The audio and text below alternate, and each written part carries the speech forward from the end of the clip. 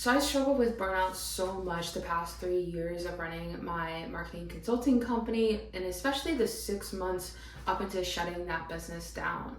And burnout is something that a lot of people deal with, especially entrepreneurs and business people, because what you have to do is at such high capacity. But I made a lot of mistakes, and along the way, that I could have avoided that completely. And so in this video, I'm going to share my top 3 takeaways to avoid burnout and how to do business in a way that is sustainable, life-giving, in a way that doesn't fully burn you out. So let's dive right in. So the thing with me is I never got to the point of actually wanting to quit, because I just don't quit things. Like if I knew I'm called to business, and so I never actually got to the point where I'm like quitting, throwing in the towel completely.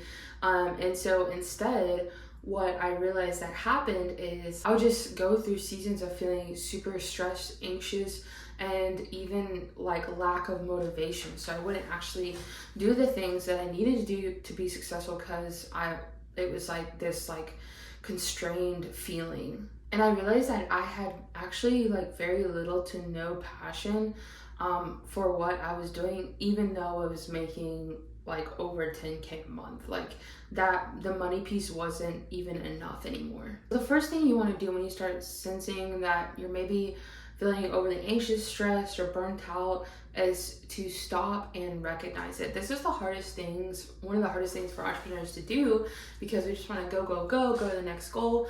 But I can tell you from experience, unless you stop what you're doing, give yourself time, I'm not saying weeks, but like just like a day or two to kind of reset and understand what the root is, because burnout isn't the root, it's just a result of something deeper.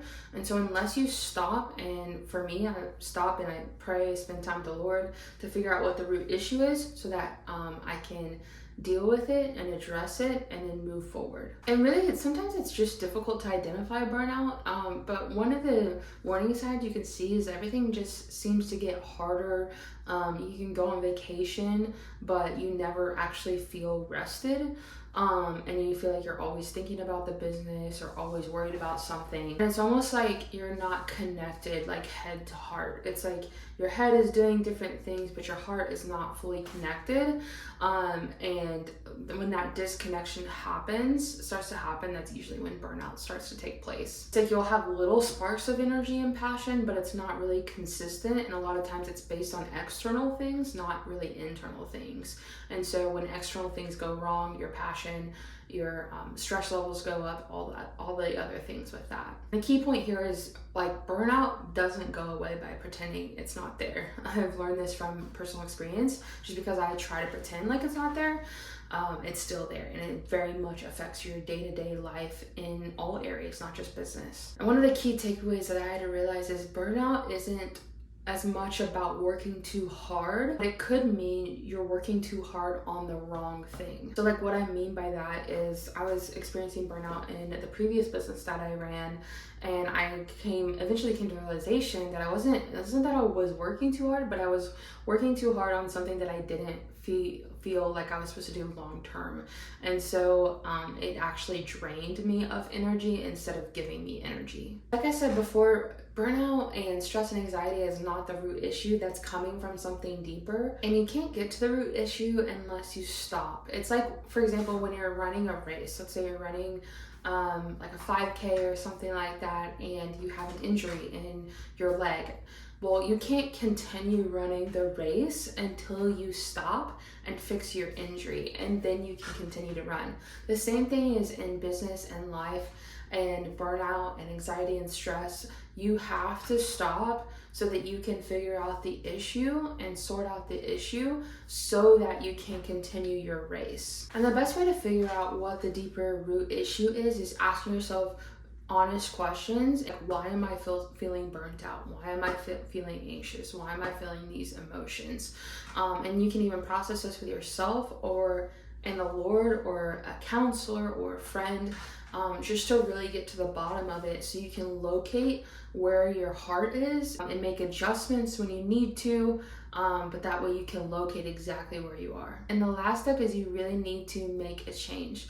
You got to this place of burnout for a reason, and so there has to be a shift or a change.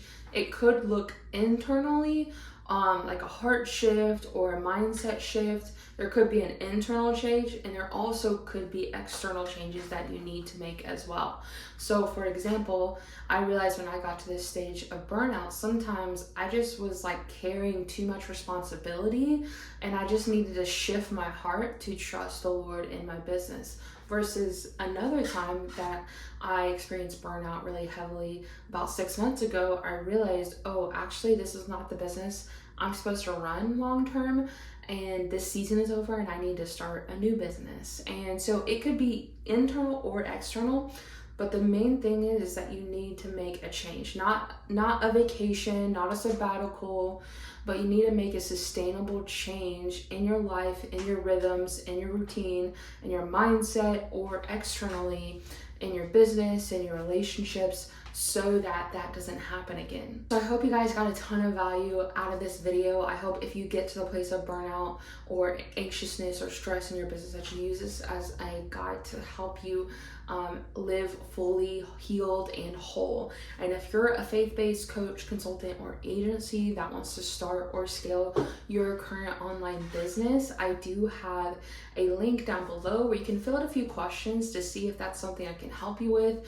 not just to help you grow your business, but also to grow in your relationship with God as you're growing your business. And so you don't have to sacrifice one for the other. So the link for that is down below as well. But also I have an Instagram link to my personal Instagram, and I love to connect with anyone that is a faith-based entrepreneur. It's one of my main passions, and so just shoot me a follow or shoot me a DM on there, and I would love to connect with you more than I can here on YouTube. So I hope you guys love this video, and I'll catch you on the next one. Peace.